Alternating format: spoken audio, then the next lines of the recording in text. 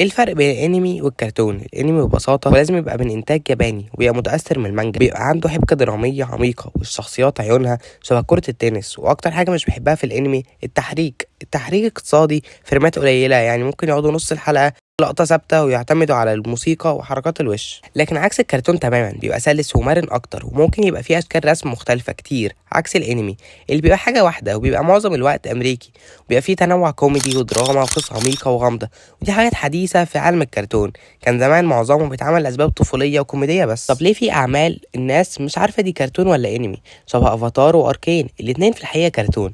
فليه؟ الاتنين من أعمال غربية مش يابانية، يعني مهما أشكالهم قريبة من بعض وطريقة رسمهم، لكن في الحقيقة في التحريك مرن وسلس أكتر، وسرد القصة مختلف عن سرد قصة الأنمي. والرسم ممكن يبقى قريب، لكن المهم اتفرج على اللي أنت بتحبه، ما تحاولش تقنع حد إن الأنمي أحسن من الكرتون أو العكس. كل واحد يستمتع بالحاجة اللي هو بيحبها. يبقى كده أنت عرفت